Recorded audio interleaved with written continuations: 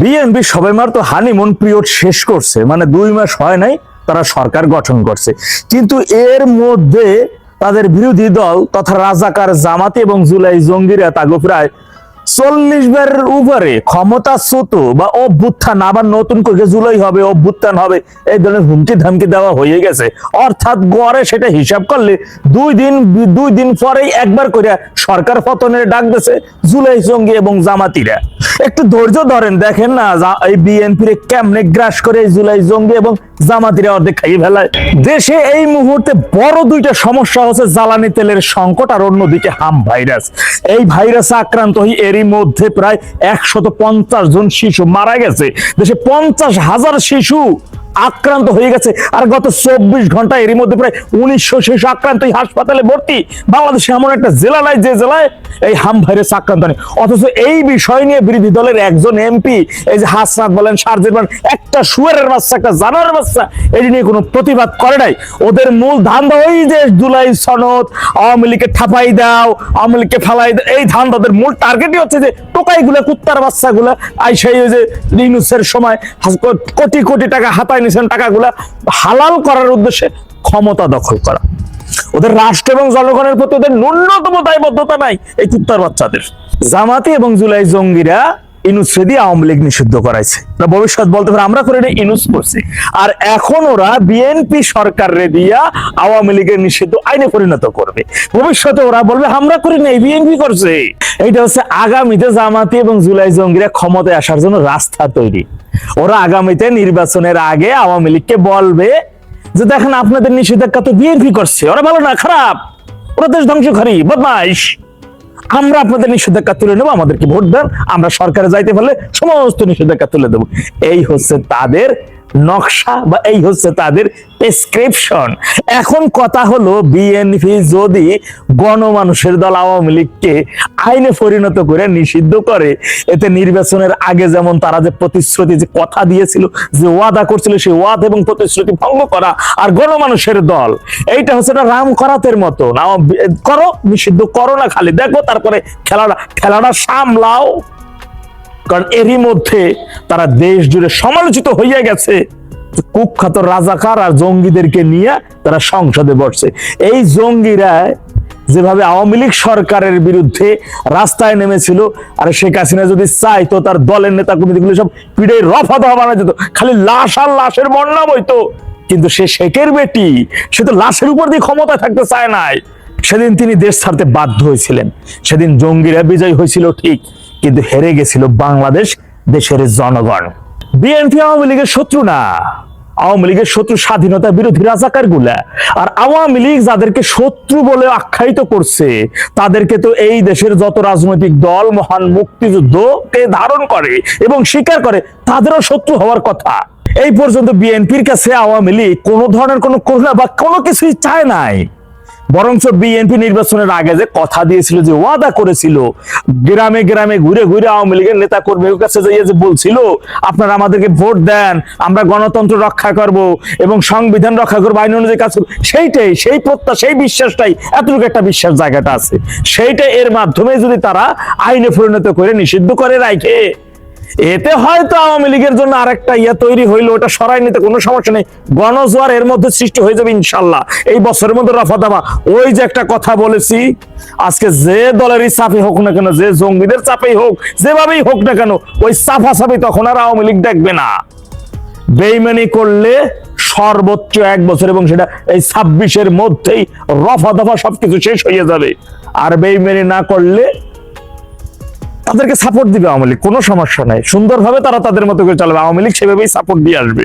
কোন জঙ্গি ফঙ্গি এবং স্বাধীনতা বিরোধীদের বিষয় আওয়ামী লীগ ন্যূনতম কখনো আপোষ করবে না ইনশাআল্লাহ। ছাড়াতে গেছে, মাকে মেরে ফেলতে হবে, এবং তাদের কিচ্ছু হচ্ছে না। এটা কি আসলে কি জঙ্গল? আমি তো এই কয়েকদিন ধরে আমি বিভিন্ন কমেন্টে লিখছি, ওয়েলকাম টু দ্য জঙ্গল। কারণ এটা ইউনূস একটা জঙ্গল বানাতে চেয়েছিল, এবং তারেক যে এক্স্যাক্টলি ইউনূসকে ফলো করে এই জঙ্গলটি একটু পরিপূর্ণ করে দিয়েছে। তো সেখানে তো গ্রাফিতি, ওই ধরনের গ্রাফিতি থাকবে যেটা ভাগাড়ে পাওয়া যায়। হ্যাঁ, যে ফলত ওখানে গিয়ে মানুষ ভয় পাবে। এই জঙ্গলে এখন ভীতি ছাড়া আর কিছু নেই। ওই হুমায়ুন আজাদের এই কথাটা দিয়ে আমি শেষ করি। উনি বলেছিলেন, উনি এক কবিতায়, আমি জন্মেছিলাম অন্যদের সময়, এখানে আছে যে তোমার পিঠে কুজ হওয়াকে তুমি মনে করো বিশাল পুরস্কার। তো ওই যে করিনা কাইসারের কথা বললেন না, আপনি তার কিছুই দেখেন নাই, কোথাও কোনো কন্টেন্ট দেখেন নাই। এরা একটা কবিতা না লিখতেই বিশাল কবি, একটা মানে নজরুলের কবিতা আবৃত্তি করে সে নজরুলের কবির পাশে জায়গা পেয়ে যায়। চিন্তা করেন যে এদের মানে অ্যাচিভমেন্টের মানদণ্ডটা কি। হ্যাঁ, তো একজন নদী পার হয়ে বলবে আমি সাগর পেরিয়ে গিয়েছি, ব্যাপারটা ঠিক এরকম আর কি। আমি জানি না দেশ আসলে অন্ধকারের দিকে যাচ্ছে, এই অন্ধকার থেকে কিভাবে ফিরে আসবে আমার একেবারেই জানা নেই। ধন্যবাদ। একেবারেই স্বাগতম শাহ আহমেদ লুপা, আপনাকে মানবাধিকার কর্মী ও রাজনৈতিক বিশ্লেষক। শুনতে পাচ্ছেন নিশ্চয়ই আমাকে? আমি যে শুরুতেই বলছিলাম, অনেকে হয়তো প্রশ্ন তুলবেন এটা কোনো বিষয় হলো? এটাই বিষয়। আপনি তো একটা আজকে যে বিষয়টা আমরা নির্ধারণ করেছি, যে টাইটেল দিয়েছি, অনেকে প্রশ্ন তুলবেন, আমি শুরুতেই বলছি অনেকে হয়তো প্রশ্ন তুলবেন এটা কোনো বিষয়, এটাই বিষয়। জুলাইকে এমন জায়গায় পৌঁছে দিতে হবে যে জায়গা থেকে জুলাই আবার ফেরত আসতে না পারে। বাংলাদেশের বুকে জুলাই যেন আর ফেরত আসতে না পারে। হ্যাঁ, বাংলাদেশের বুকে যেন ওই যে কি এক শিল্পী বলতেছে, আমি বারবার আগস্ট দেখতে চাই, অগাস্ট দেখতে চাই, ওনাকে অগাস্টেই পাঠিয়ে দিতে হবে। সরি টু সে, এইভাবে বলা ঠিক না, তারপর আমি বলে ফেললাম। শাহ আহমেদ লুপা, এই যে চ্যালেঞ্জের মুখে জুলাই গ্রাফিতি, বিএনপি এনসিপি মুখোমুখি, এই যে ভ্রাতুষ্পুত্রের সাথে চাচাদের মারামারি, মানে জামাতের পুত্র এনসিপি আর জামাতের বড় ভাই বিএনপি, এই চাচাবাতিদের মারামারি চট্টগ্রামে কালকে রাত থেকে শুরু হয়েছিল। আজকে নাটকীয়ভাবে সেটি সমাধান হয়েছে। দারুণ এক নাটক। মেয়র আবার গ্রাফিতির উদ্বোধন করেছেন, আমরা জুলাইকে ধারণ করি, আমরা জুলাইয়ের সব কিছু করবো, এই গ্রাফিতি আঁকবো, যত টাকা লাগে আমি দেব। হ্যাঁ, এই বলে, কিন্তু এর আগে তার নির্দেশেই তো গ্রাফিতিগুলো মোছা হয়েছিল। এই নাটকটার মানে কি? এই নাটকটার মাজেজা কি? অনেক ধন্যবাদ সবাইকে, ধন্যবাদ এবং দর্শকদেরকে ধন্যবাদ। দেখছেন, অ্যাকচুয়ালি নাটক তো করছি, নাটকও করতে পারে। আর একটা ব্যাপার কি, আপনি যখন শুরুতেই কম্প্রোমাইজ হয়ে যাবেন, মনে আছে জুলাই সনদ নিয়ে, তারপরে মানে যা যা দাবি দেওয়া জামাত এবং গণভোট, এগুলো নিয়ে সালাউদ্দিন সাহেব ভোটের পরে বলেছিলেন, তখন যদি আমরা হ্যাঁ না বলতাম তাহলে তারা নির্বাচনটা করতে দিত না, এরকম একটা কথা কিন্তু বলেছিল, আপনাদের মনে আছে নিশ্চয়ই সবার। মানে এই যে বিএনপি সরকারটা গঠন করেছে 209টি আসন নিয়ে, এর পেছনে 213টি, এর পেছনে অনেক ধরনের কম্প্রোমাইজ আছে, অনেক ধরনের ঘটনা আছে। জুলাইয়ের পর থেকে, যে মানে অগাস্টের 5-এর পর থেকে স্পেশালি প্রতিটা নিয়ত, প্রতিটা দিন, প্রতিটা ক্ষণ ঘটনাবহুল, এবং সেই ঘটনার কিছু হয়তো অদৃশ্য মানে অজানাই থেকে যাবে, কিছু তারা নিজেরাই তাদের কর্মকাণ্ড দিয়ে জানাচ্ছে, কিন্তু ইতিহাস খুঁজে নেবে। কিন্তু আমি যেটা বলতে চাচ্ছি, এই যে সালাউদ্দিন সাহেব তখন বলেছিলেন আমরা যদি না মেনে নিতাম তাহলে তো ওরা করতো না, মানে কি একটা চাপের মুখে একটা জিনিস মেনে নেওয়া। আমি যদি সাদা চোখে ধরে নেই, বিএনপির মেয়র যে উদ্যোগটা নিয়েছেন সেটা উনি মানে খুবই অনেস্টলি নিয়েছেন, ধরে নিচ্ছি ফার্স্ট দুটো যুক্তির মধ্যে প্রথম যুক্তি যেটা, তাহলে কি হবে, তার মানে কি ওনারা যাই করতে চান কিছুই করতে পারেন না। সরকারে ওনারা আছেন, 213টা সিট নিয়ে বললেন ওনারা আছেন, কিন্তু সরকার চালাচ্ছে আসলে জামাত আর এনসিপি, একদম তাই তো? না হলে আপনি একটা ডিসিশন নেবেন, আপনি সেটা কোনোটাই না। একজনকে গ্রেফতার করা হয়, ওদের সামনে যে মব চিরাচিরি করে আবার ছেড়ে দেওয়া হয়, কোনো কিছুতেই তো স্টিক করতে পারছেন না। তার মানে কি দাঁড়ালো? তার মানে দাঁড়ালো সরকারের বিভিন্ন মন্ত্রী টন্ত্রী, যত বড় বড় পদ পজিশনে আপনারা থাকেন না কেন, আপনারা যাই বলেন না কেন, সরকারের মূল যে চালিকা শক্তি সেটা আপনারা না, সেটা অন্য কারো হাতে, এবং সেই কারো হাতটা আর কেউ না, সেই কারো হাতটা হচ্ছে জামাত, এনসিপি, জামাতের B team, C team, D team, যত আরো অনেক মানুষ আছে। এবং এটা তো সত্যি যে এনসিপি বলেন, সমন্বয়কদের দল বলেন, কিংস পার্টি বলেন, যেটাই বলেন, এটা তো আসলে ইউনুসের ব্রেন চাইল্ড। তার মানে আপনি ধরেই নিবেন যা ঘটনা ঘটতেছে সেখানে ইউনুসেরও হাত আছে। ইউনুস ওই যে ওনার ইউনুস সেন্টারে ফিরে গিয়ে ওখান থেকে বসে বসে কলকাঠি নাড়তেছে, কারণ ওনার টার্গেটেড গ্রুপ তো তরুণ প্রজন্ম, এবং উনি ওনার পয়সা আছে, একটা গোষ্ঠী সেই পয়সাটার কাছে বিকিয়ে যাচ্ছে। না হলে কোথাও একটা রিপোর্ট পড়ছিলাম, কোন এনসিপির নেতাদের যে কোটি কোটি টাকা, তাদের আশেপাশে যে কাজ করে, তাদের সেক্রেটারি তো আছেই, তাদের আত্মীয় স্বজন বন্ধু সবার কোটি কোটি টাকা। এটা হয় কিভাবে 1-2 বছরের মাথায়? আমাদের বয়স তো 50-এর কাছাকাছি, 50+। আমাদের তো হয় না, আমরা তো পুরো পলিটিক্যাল বাতাবরণের মধ্যেই বড় হইলাম। এদের 2 বছরের মধ্যে হয় কিভাবে? সো দ্যাট আপনি যেটা বলতে চাইলেন যে এটা কি নাটক, এটা নাটকও হতে পারে, এটা চাপও হতে পারে। দুইটাই 2 ধরনের খারাপ। যদি নাটক হয় তাহলে এই নাটক ওনারা কাদের সাথে করছেন এটা বলেন? ওনারা তো চাইলে গ্রাফিতি করতে পারেন, ওনারা চাইলে মুক্তিযুদ্ধ জাদুঘর থেকে সমস্ত, আমি একটা খবর পড়লাম সেজন্য বললাম, সমস্ত ইতিহাস মুছে দিতে পারেন। ওনারা চাইলে বঙ্গবন্ধুর বাড়ি পড়ে দিতে পারেন। বঙ্গবন্ধু না, আসলে ওটা আমাদের বাংলাদেশের বাড়ি ছিল। ওনারা চাইলে যা ইচ্ছা তাই করতে পারেন। তো ওনারা গ্রাফিতি মুছতে বলছে কেন? গ্রাফিতি লেখা ভাষায় ফেলেন, অসুবিধাটা কি? প্রত্যেকটা জায়গায় গ্রাফিতি যা যা আছে সব সরাই দিয়ে আরবি ভাষা লেখেন, সমস্যা কি? ইচ্ছা তাই করতে পারেন, যা ইচ্ছা লিটারেলি তাই করতে পারেন। উর্দু ভাষা লিখতে পারে, হ্যাঁ, উর্দু ভাষা মানে আরবি আর উর্দু হোয়াট এভার যেটাই হোক, যেটা তাদের প্রাণের ভাষা, প্রিয় ভাষা, সে ভাষা লিখতে পারেন, সমস্যা তো নাই, কেউ তো মানা করে নাই। There is no rule। একটা ল ছাড়া দেশ, যেখানে বাচ্চাকে সেভ করতে গিয়ে মা মরে যায়, মাকে মেরে ফেলা হয়। আমি আজকে একটা ভিডিও দেখলাম, আমি আসলে শেয়ার করে না, আমি জানি না এটা সত্য না মিথ্যা ঘটনা। একটা ছেলেকে যুগলি করে বা কিছু, মায়েরা গাছের সাথে বাঁধছে আর কি, যেটাকে বলে বেঁধে সবাই মিলে মারতে, অসুরের মতো মারে।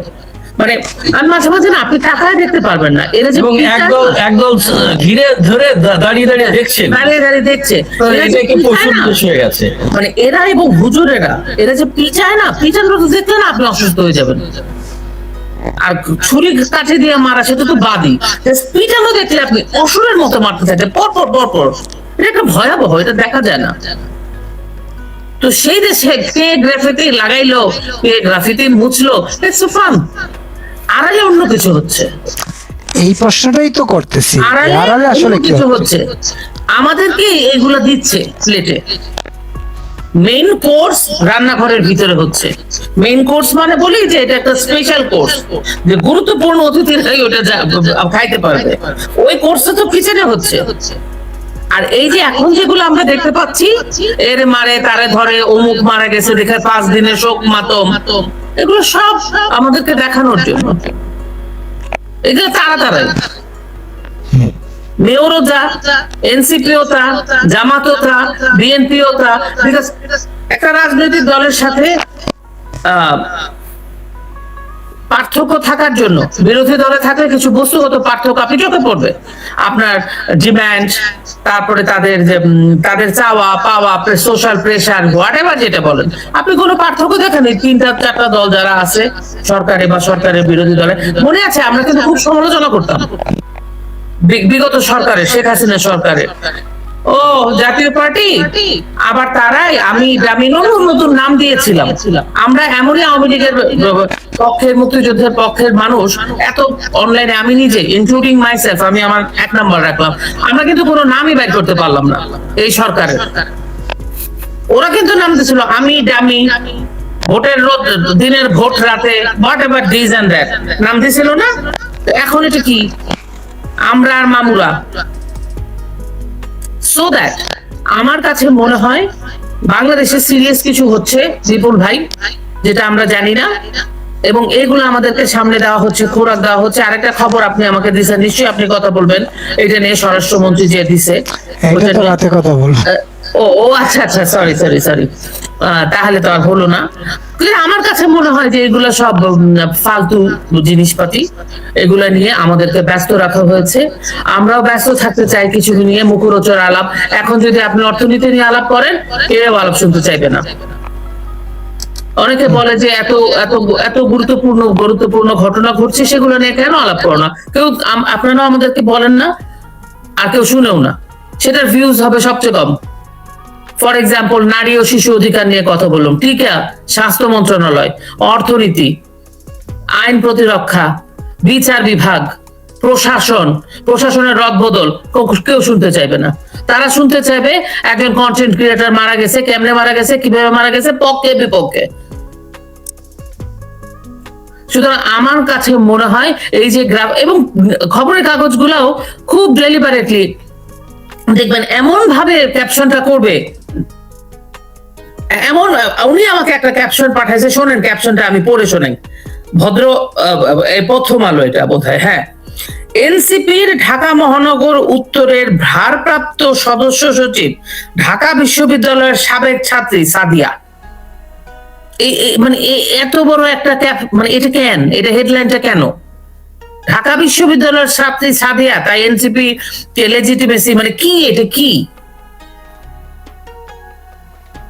শোনা যাচ্ছে না আপনার কথায়? আর কখনো মনে হয় ঢাকা বিশ্ববিদ্যালয়ের কোনো না, আমি বলছি আর কখনো মনে হয় বাংলাদেশের রাজনীতিতে ঢাকা এই 55 বছরে ঢাকা বিশ্ববিদ্যালয়ের কোনো ছাত্র বা ছাত্রী কোনো দলের নেতা হয় নাই। না, এটা না, আমি তো বুঝছি এটা তো একটা টার্গেট দিয়ে করা হয়েছে, কিন্তু আমি বলছি যে মনে হয় বাংলাদেশের রাজনীতি কেউ হয় নাই, অথবা তারেক রহমান ডক্টরেট ডিগ্রি পাচ্ছেন বা ঢাকা বিশ্ববিদ্যালয়ের ছাত্র হয়ে গেছেন, তাহলে এনসিপির একজন ঢাকা বিশ্ববিদ্যালয়ের এটা একটা, আমি আপনাকে বলি, এটার একটা মজার সূক্ষ্ম বিষয় আছে, ওইটা মনে হবে মানুষের। কিন্তু বেসিক্যালি কি জানেন, এই মাদ্রাসা, এই অমুক, এই বিভিন্ন জায়গা থেকে আইসে এই দলটা করছে। এই দলের ভিতরে একটু ব্রাহ্মণ সমাজে দিতে গেলে একটু ঢাকা বিশ্ববিদ্যালয়ে ঢুকাতে হবে না এনসিপিতে? এই জন্য ঢাকা বিশ্ববিদ্যালয়ের সাবেক ছাত্রীদেরকে আনতেছে এনসিপিতে, বুঝছেন? কারণ আমরা তো বলি এই মাদ্রাসার ছাত্র, পড়াশোনা জানে না, ঠিক মতো পড়াশোনা করে নাই, আরবিতে অর্ধেক পড়াশোনা করছে, জাতীয় সঙ্গীত গায় নাই, আমরা বলি না? নাসিরউদ্দিন পাটোয়ারি বলবেটা কি, ওর মাথা থেকে বাইরে হবে কি? জীবনের অর্ধেক সময় জাতীয় সঙ্গীত তো গায় নাই, দেশপ্রেম আসবে কোথা থেকে, এরকম বলি তো। এবং আমরা বলি যে ওই ছেলে সাহিত্য সম্পাদক, ভাষা, ঢাকা বিশ্ববিদ্যালয়, ও সাহিত্য কি বুঝে, ওরা ভর্তি হইলো কিভাবে, এরকম বলি না? কোন কোটাতে ঢাকা বিশ্ববিদ্যালয়ে ভর্তি হইলো? ওরা এই প্রথম আলোরা চাচ্ছে এটাকে একটু বিভিন্ন ফ্লেভার দিয়ে, আচ্ছা এই মশলাটাতে শুধু হলুদ মরিচে কাজ হচ্ছে না, তাহলে একটু এক্সক্লুসিভ কোনো মশলা দিই। নাহলে এই ক্যাপশন, আপনি আমাকে বলেন একজন সাংবাদিক হিসেবে, আমি যদি আমাকে যদি রিপোর্টার এরকম শিরোনাম দিতে, আমি টাস করে ফেলে দিতাম। এটা কোনো শিরোনাম হতেই পারে, এটা কোনো শিরোনাম বলেন, ক্যাপশন বলতেছে, এটা কি হেডলাইন, এটা কি শিরোনাম? এটা সাংবাদিকতার নর্মসের মধ্যেই পড়ে, নর্মসের মধ্যে পড়ে। আমার মনে হয় আমার ক্ষুদ্র জ্ঞানে সম্পাদক সাহেব আছেন, পরের ধাপে তিনি হয়তো বলবেন। এখন আপনি এটা নিয়ে বললে অনেক সময় বলে যে এরকম ভাবে কেন কথা বলি, আমি নাকি অনেক খুব স্ট্রেট ফরওয়ার্ড অ্যাটাকিং কথা বলি। আপনি বলেন, এটা দেখেই তো আমার প্রথমে মনে হচ্ছে এটা কি হেডলাইনটা, এই হেডলাইনটা কার জন্য, কিসের জন্য? মানে কি হেডলাইনটা? ঢাকা বিশ্ব মাদ্রাসার জন্য। মাদ্রাসা আসলে বিশ্ববিদ্যালয় বলছেন এটা ঠিক না। আজকে এই ফজলুর রহমান বলছেন এটা মাদ্রাসায় পরিণত হয়েছে, এবং হুমায়ুন আজাদ বেশ আগে বলে গেছেন যে মাদ্রাসা। এখন বুঝতে পারছি কাহিনী তাইলে, এই যে সবাই মিলে মাদ্রাসা বলতেছেন, ঢাকা বিশ্ব মাদ্রাসা, প্রথম হলো এটা জায়েজ করতেছে না, এটা মাদ্রাসা না, এটা বিশ্ববিদ্যালয়, এই বিশ্ববিদ্যালয়ের ছাত্রীকে এনসিপি নেতা বানাইছে। ওকে, আপনার কাছে আসবো আবার, আমি একটু আলাবক্তা টিটুর কাছে শুনি। আলাবক্তা টিটু মেয়র, আপনাকে দেখতে পাই। আলাবক্তা টিটু, আপনার কাছে একটু শুনি, এই নাটকের ব্যাখ্যা আমরা পেলাম, আপনি কিভাবে দেখেন এটাকে? জুলাই বলতে কিছু আছে কিনা, আর এই গ্রাফিতির মাঝে যেটা নিয়ে এত কামড়াকামড়ি, হাঁকাহাঁকি, মানে হাউকাউ রাস্তায়। আরেকটা প্রশ্ন আমি করি আপনার সঙ্গে, ওই রাফি না কাফি একটা আছে না চট্টগ্রাম বিশ্ববিদ্যালয়ের, যে কোটি টাকার, তাই বন্দর কাফি বন্দর রাফি বলে, তাকে দেখলাম না, মানে তার পকেট বাড়ি হয়ে গেছে, এখন তার এখানে নামতে হবে না। যাদের পকেট বাড়ি না তারাই কি গ্রাফিতি আঁকতে নামলো কিনা, এই ঝগড়াঝাটি কইরা সিনে আসতে চাইলো কিনা? আমি আসলে ভাই আমি দুটো অংশে আজকে আমি একটু কথা বলবো। তো আমি আসলে এই যে বিষয়ে এই যে কেন একটা নন ইস্যুকে ইস্যু করা হয়েছে Right. এই প্রসঙ্গে আমি ওই বিষয়টা আমি আপনাদের সামনে জাতির সামনে আমি তুলে ধরতে চাই। আমরা যখন ছোট ছিলাম তখন হুমায়ুন আহমেদের আপনাদের মনে থাকার কথা একটা গান ছিল, মারো চিকা মারো রে। হ্যাঁ, সকালে বিকালে তুমি চিকা মারো রে, চিকা মারো রে। তো আজকে সেই চিকা মারা নিয়েই আপনার এই আলোচনা, তো জুলাই গ্রাফিতি নামে। তো এখন আমাদেরকে দেখতে হবে যে হঠাৎ করে কেন নন ইস্যুকে ইস্যু করা হচ্ছে। দেখেন, যেখানে ইতিমধ্যে 58 জেলায় হাম ছড়িয়ে পড়েছে, প্রায় 500+ বাচ্চা মৃত্যুবরণ করেছে, সরকার এবং বিরোধী দল কারোই এই বিষয়ে কোনো মাথা ব্যথা নেই। চিকিৎসায় মৃত এবং আক্রান্তের বিষয়ে রাষ্ট্রের কোনো দায় দেখা যাচ্ছে না, যে এদের চিকিৎসার জন্য রাষ্ট্র কোনো দায়িত্ব, যেটা হামের সময়, করোনাকালীন সময় জননেত্রী শেখ হাসিনা টিকা সহ সার্বিক চিকিৎসার জন্য রাষ্ট্র দায়িত্ব নিয়েছিল। অথচ রাষ্ট্রের অবহেলার কারণে হামে এত শিশুর মৃত্যু ও আক্রান্ত।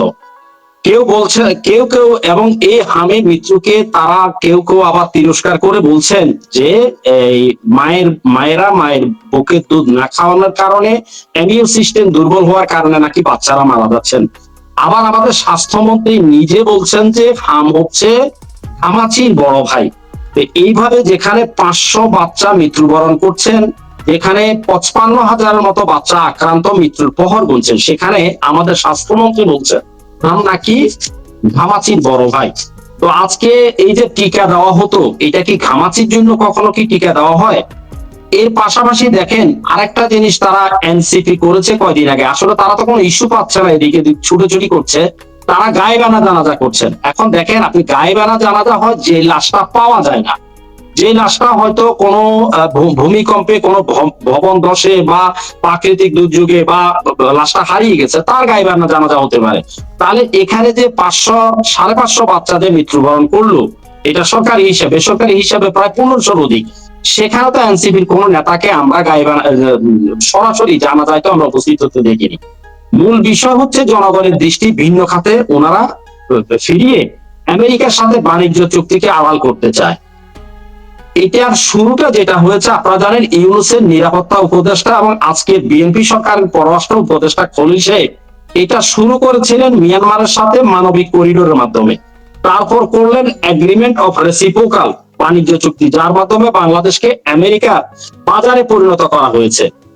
এবং এটা দিয়েই কিন্তু তারা ক্ষান্ত হয় নাই, এরপর করলেন জ্বালানি সমঝোতা চুক্তি। দেখেন শব্দটা কত মধুর, জ্বালানি সমঝোতা চুক্তি, মানে আমাদের কোন জ্বালানি সংকট হলে আমেরিকা আমাদের সহায়তায় তারা এগিয়ে আসবে। বাস্তবতা হলো খোদ আমেরিকাতেই গত 50 দিনে, আমার ভাই উনি আমেরিকা আছেন, উনি আমার চাইতে ভালো বলতে পারবেন, তথ্য হচ্ছে গত 50 দিনে আমেরিকাতেই তৈলের মূল্য বৃদ্ধি পেয়েছে 50%। এখন যেখানে আমেরিকাতে তৈলের মূল্য 50 দিনে 50% বেড়েছে, সেখানে আমেরিকা আমাদেরকে জ্বালানি কি সমঝোতা আমাদেরকে সহায়তা করবে? এখানে আপনারা দেখেন এমনিতেই মার্কিন এলএনজি অত্যন্ত ব্যয়বহুল, এবং সেটা এই ব্যয়বহুল এলএনজি ক্রয় করে কিন্তু এটা খেসারতটা দিতে হবে কিন্তু জনগণকে। এখানে বাস্তবতা হচ্ছে, এখানে গত কয়েকদিন আগে আলোকটা যেই কারণে আজকে নন ইস্যুকে ইস্যু করা হচ্ছে, এখানে আমি আপনাদের সামনে জাতির সামনে তথ্য তুলে ধরতে চাই। আমেরিকার রাষ্ট্রপতি ডোনাল্ড ট্রাম্প আমাদের প্রধানমন্ত্রী জনাব তারেক রহমানকে লেখা এক ব্যক্তিগত চিঠিতে দুটি প্রতিরক্ষা চুক্তি করার জন্য তাগিদ দিয়েছেন।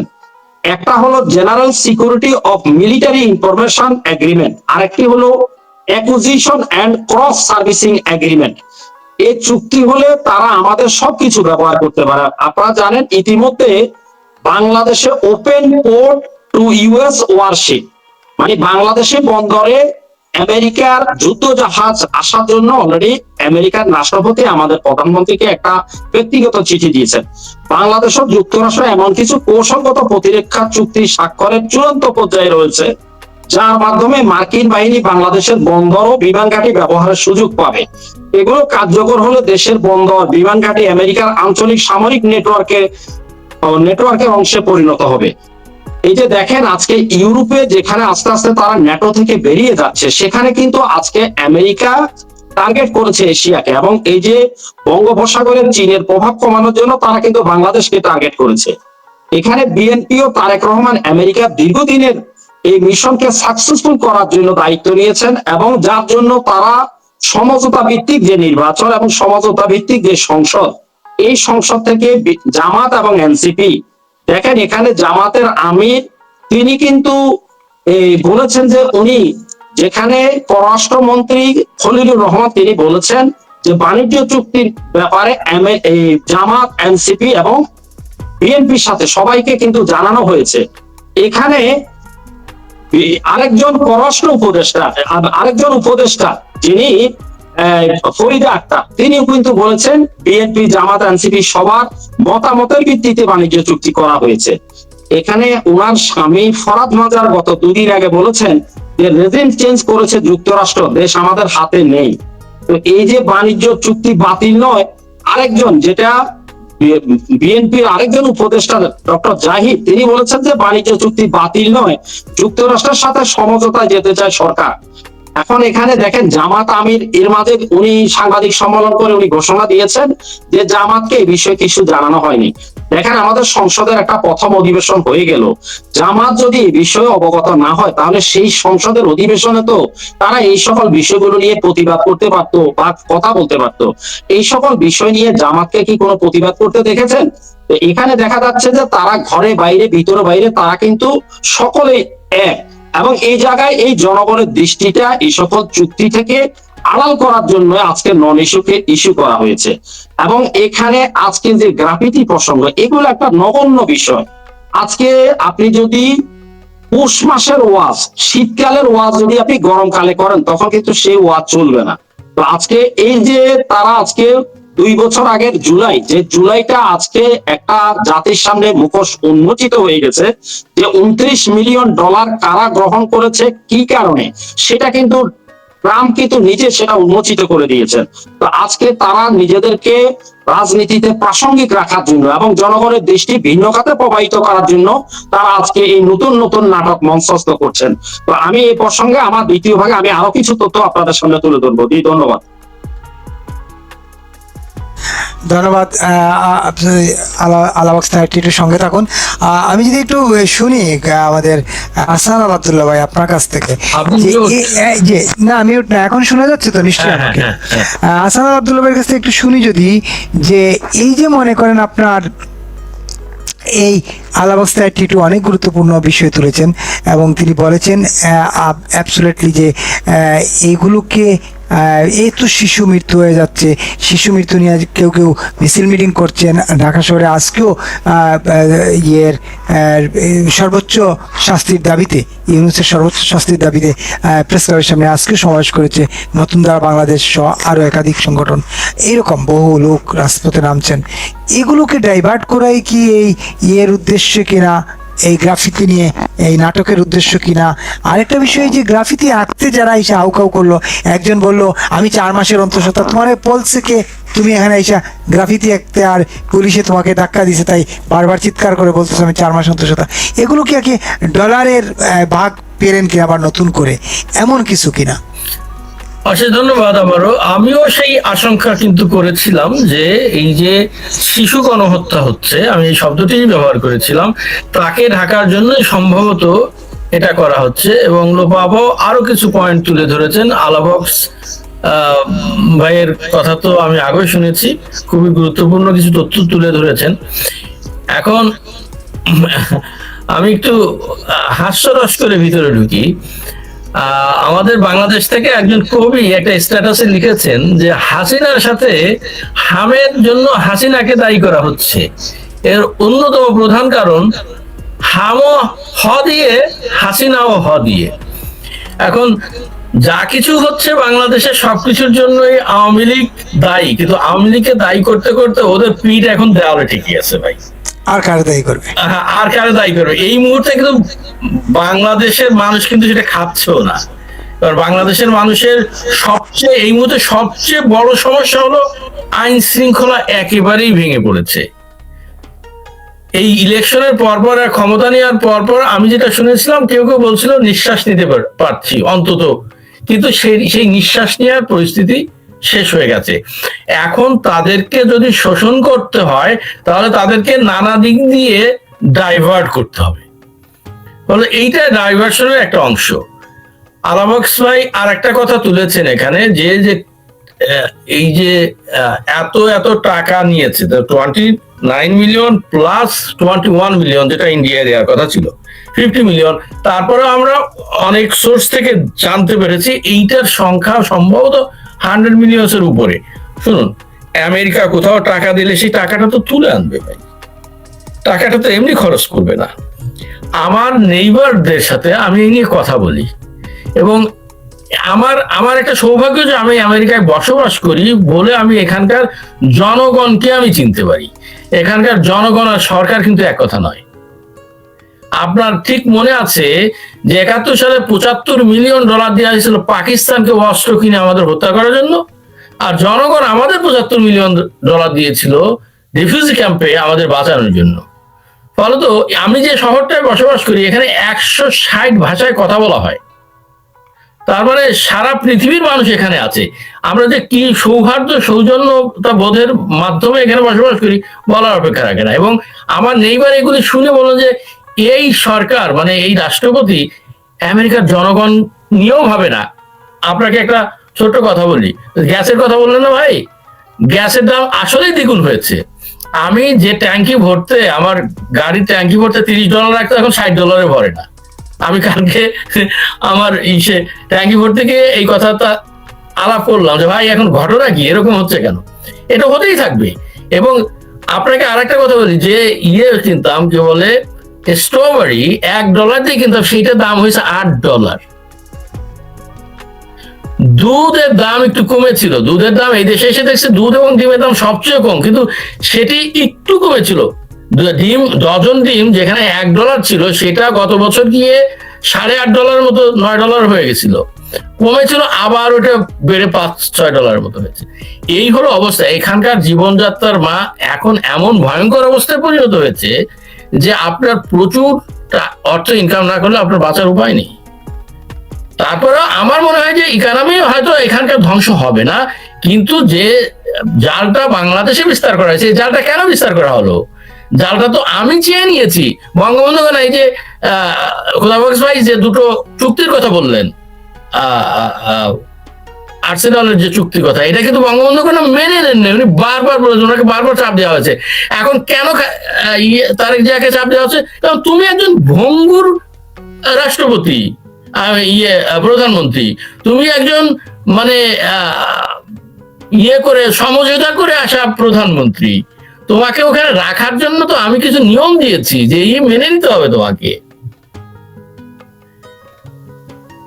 ফলত তুমি যদি এটা না শোনো তুমি ক্ষমতায় থাকতে পারবে না।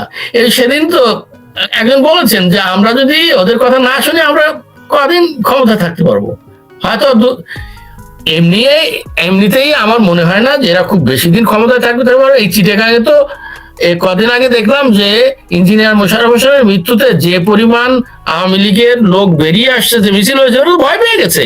এটা আর একটা কারণ, এইটা আর একটা কারণ জাতিকে ডাইভার্ট করার।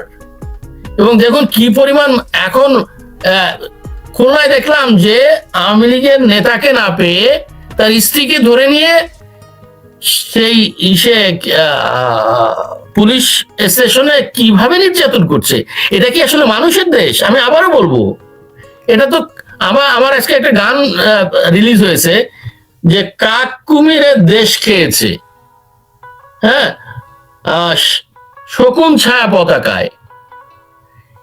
এটা এমন ভাবে কাক এবং কুমির এই মানে এদের তো জন্তু জানোয়ার বললেও ভুল হয়। জন্তু জানোয়াররা তো মারে কিভাবে? ওদের নখ দিয়ে মারে, খুচিয়ে খুচিয়ে এই করে চেষ্টা করে, দাঁত দিয়ে কামড় দেয়।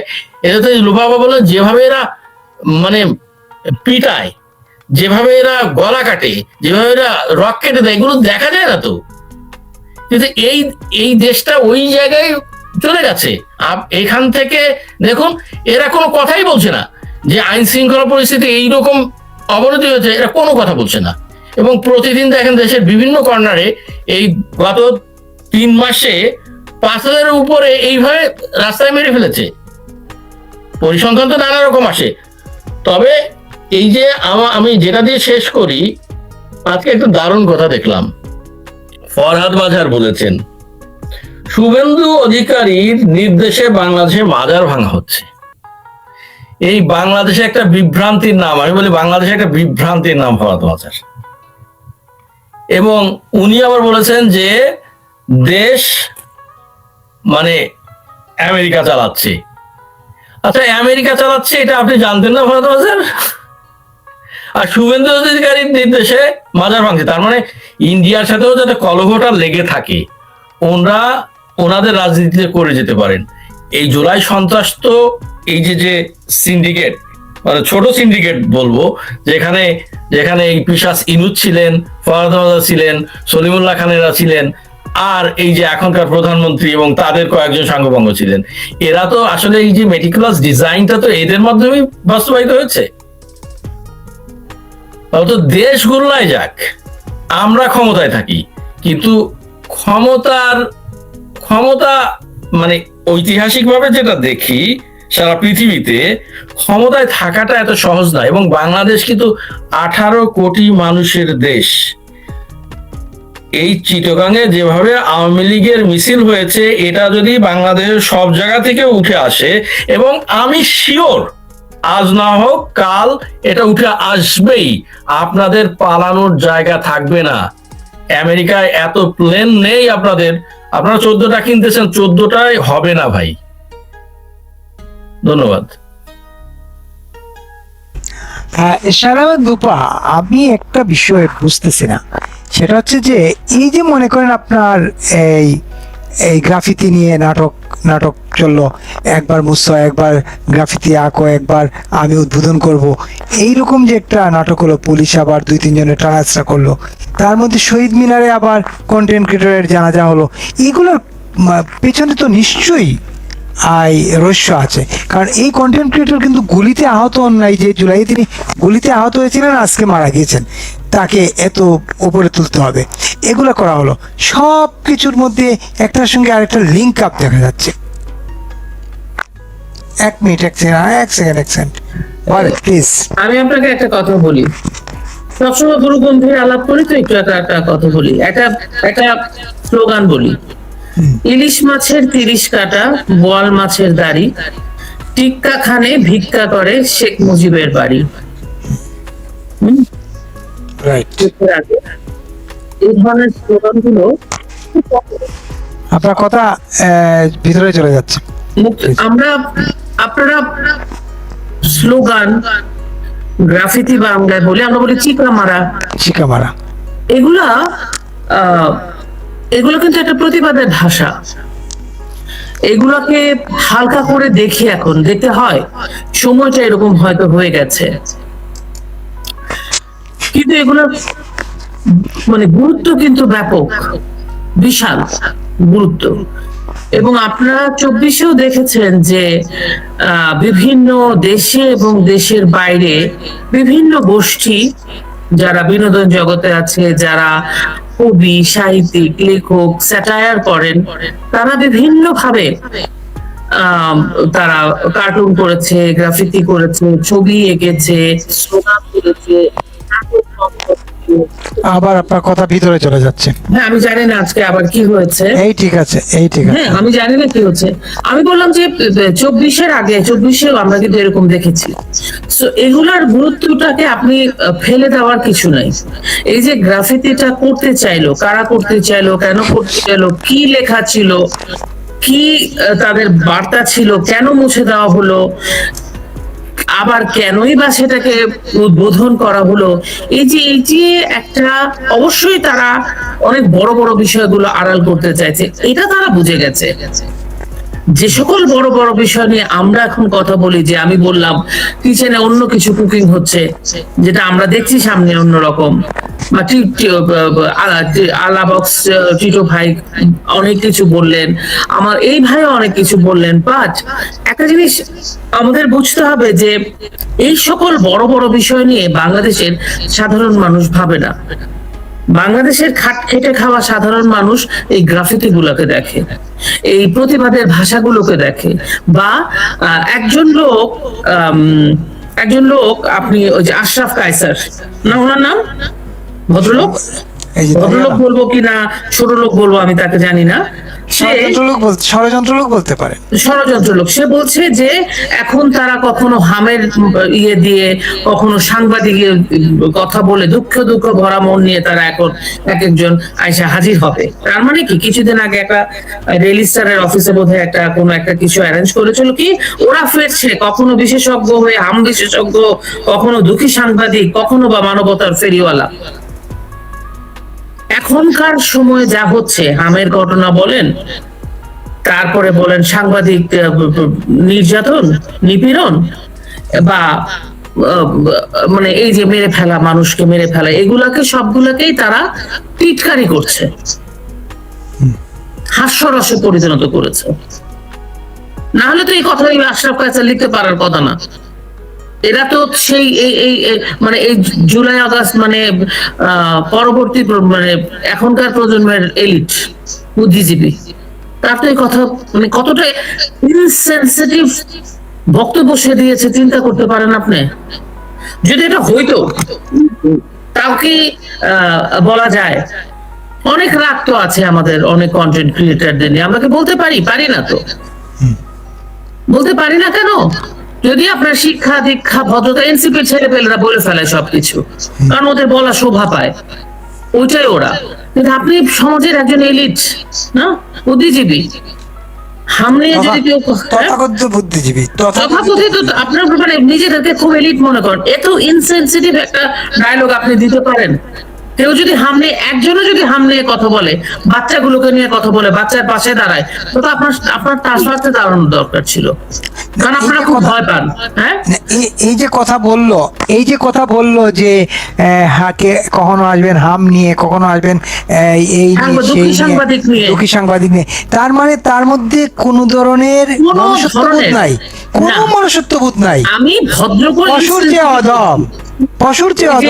আশরাফ কায়সার, এদের ব্যক্তিগত জীবন, এদের জীবনাচার, এদের মুখে একটা কথা বলে, আড়ালে আরেকটা তাদের জীবন চর্চা, এবং এই প্রত্যেকটা ডায়লগের পিছনে তার ভয়। টিটকারি মারতেছে, কোন ধরনের কোনো মানে ইনসেনসিটিভ কথা বলছে, কিন্তু সবার একটা সূক্ষ্ম মেসেজ হচ্ছে নিজেদের মধ্যে নিজেদের, যে এত ফেল করতেছি আমরা, এইভাবে ফেল করতেছি, এখন না আবার সাকসেসফুল গভর্নমেন্ট ফেরত আসে, সাকসেসফুল রাজনৈতিক দল ফেরত আসে, যারা তাদের সাকসেসটা 24-এর আগে দেখাইছে, 24-এর জুলাইয়ের আগে বা আগস্টের আগে দেখাইতে পারছে, সেই সাকসেসফুল রাজনৈতিক দলকে না পাবলিক নিয়ে আসে। আমাদেরকে এখন ব্যাপারটা হচ্ছে যে আমরা যখন বাংলা মানে আমাদের যে মানুষের মনস্তত্ত্ব, আমাদের প্রত্যেকটা জাতি, এই যে ভাই বললেন, বা আমেরিকাতে প্রত্যেকটা জিনিসের দাম বেড়েছে, কানাডাতেও বেড়েছে, কারো কোনো কথা নাই, কারো মুখে কোনো একটু অসন্তোষ আছে, কিন্তু অ্যাডজাস্ট করছে কেন জানেন? কারণ ঘুম থেকে উঠে তারা শুনতেছে না যে তাদের দেশটা বিক্রি হয়ে গেছে, ঘুম থেকে উঠে শুনতেছে না যে এইসব দেশের, স্পেশালি কানাডাতে গরিব মানুষরা ভালো আছে, যারা ইনকাম করে না, বলেই তো, যারা পয়সা আলাদা ধরেন 1 লাখ 2 লাখ ডলারে চাকরি করে, তারা বলে যে আমরা যদি জব না করতাম তাহলে বোধহয় ভালো হইতো, কারণ গভর্নমেন্ট সাবসিডি পেতাম, ভালো চলতাম। তার মানে কি, গরিবরা ভালো আছে, সেই জন্য কোনো কথা নাই কারো মুখে। গরিবরা কিছু কিনতে পারছে না, তাদের জন্য ফুড ব্যাংক আছে। গরিবরা চলতে পারছে না, গভর্নমেন্ট বলছে আসো তুমি আমার বাড়ি, স্টেবিলিটিটা আছে। সেই জন্য আমাদের কোনো কম্পারিজনেই ইউরোপ আমেরিকার কম্পারিজন আসে না। ওখানকার যত খারাপই হোক, ওখানকার যে মানুষের যে মনস্তত্ত্ব পর্যন্ত, মানুষের যে এত জাজমেন্টাল জাতি খুব কম হয়। আশেপাশের দেশে বোধহয় এত জাজমেন্টাল হয় না। একটা পাকিস্তানি এখানে, একটা গ্রুপ তারা পাকিস্তানি, ইন্ডিয়ান তারা ভারতীয়, ওরা ভারতীয়, চাইনিজরা চাইনিজ, ফিলিপিনিজরা ফিলিপিনো, আমেরিকানরা আমেরিকান, কেনেডিয়ানরা কেনেডিয়ান।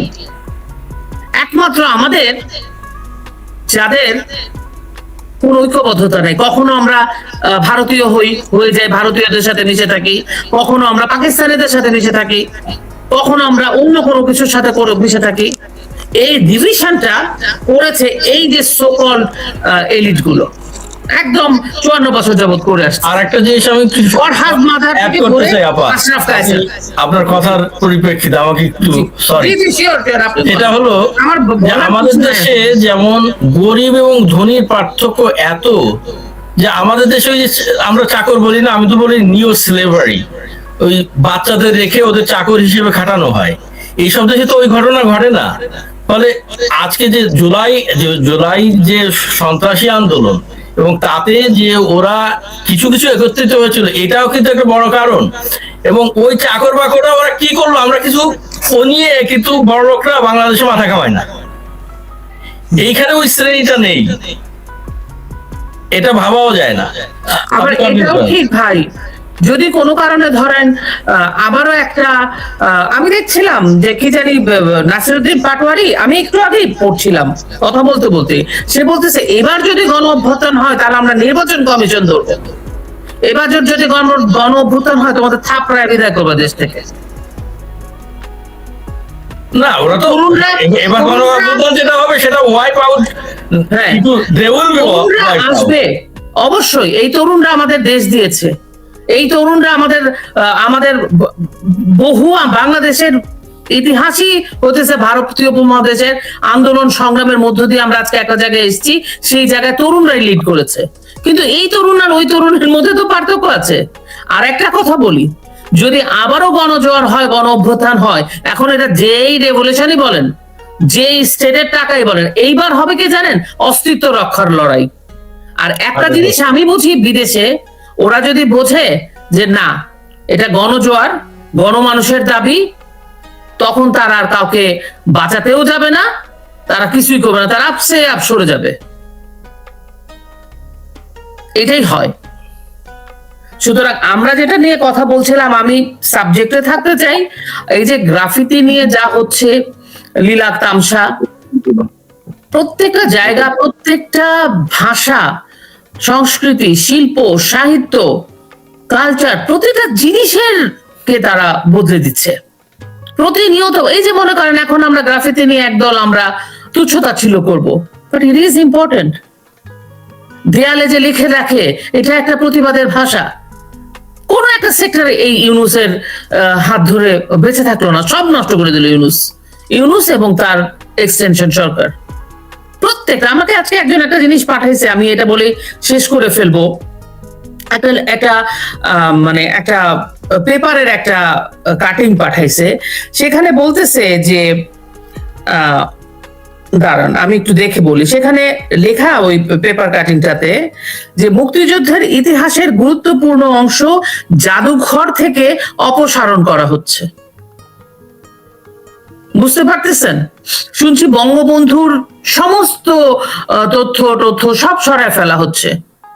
ইতিহাস, আমি তো এর আগেও বলেছি, মানুষ মরে যাবে, চলে যাবে, ইতিহাসকে সংরক্ষণ করতে হয় পরবর্তী প্রজন্মের জন্য, ভবিষ্যতের জন্য। এটা খুবই ইম্পর্টেন্ট। না হলে মানুষ এই ডাইনোসরের খবর আমরা জানলাম কেমনে? ইতিহাসকে দিক করতে করতেই তো বেরোলো। তো আমাদের দেশটা আসলে সর্বদিকে একটা ভাঙনের অবস্থায় চূড়ান্ত পর্যায়ে চলে গেছে। আমি জানি না এটা থেকে আমরা আদৌ কিভাবে ফিরবো, ওই স্ট্রেংথ আমাদের আছে কিনা। ধন্যবাদ, সঙ্গে থাকুন। আলাপ অবস্থায় টিটু আপনার কাছে শুনি একটু তাহলে। এই যে আচ্ছা, আমি তো বেরিয়ে যাই, আমার একটু কাজ আছে, আমি আবার প্লিজ প্লিজ প্লিজ